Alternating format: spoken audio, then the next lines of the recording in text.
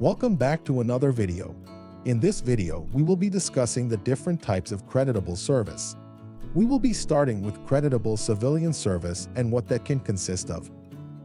Those are as follows: the time between appointment or separation and deductions were that paid into a retirement system, a break in service up to 3 days, leave without pay, which is creditable up to 6 months per calendar year, workers' compensation, until return to work or approved for retirement by OPM, intermittent days work, which includes counting the days while you were actively employed, WAE, 260-day year.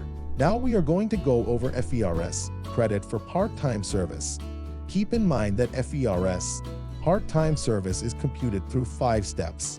Here is the 5-step process. First, you will compute the length of service. You will compute FERS, proration factor, which is the total amount of hours worked divided by the total full-time hours. Compute your high 3 average pay. Compute unreduced basic annuity. Last, you will prorate the unreduced basic annuity. Next up is FERS, credit for civilian service. There are 2 different categories that you could fall into. While they are similar, there is one little difference. For non-deduction service before 1st January 1989, deposits can be made to make service creditable. Now, if you are within the non-deduction service on or after 1st January 1989, note that deposits cannot be made to make creditable service. Okay, let's talk about FERS, leave service and return. We will start with contributions that are not refunded. These will give credit towards eligibility as well as annuity computation. As far as contributions that are refunded, they will give credit for all refunded service for eligibility but for annuity calculation. If refund was taken out after 28 February 1991, it must be repaid with interest. Lastly, here is what is involved with FERS. Employees separating from service on or after 28 October 2009.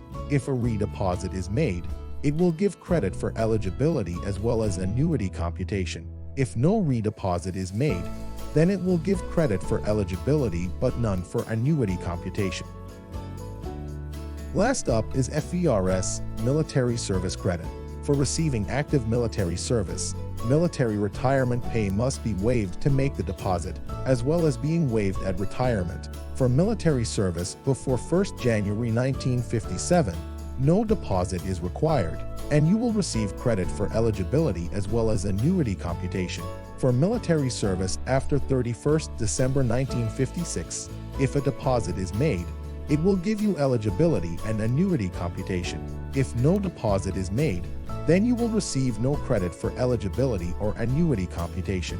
As far as deposit details go, during the first 2 years and 364 days after your hire date, there is no interest accrual.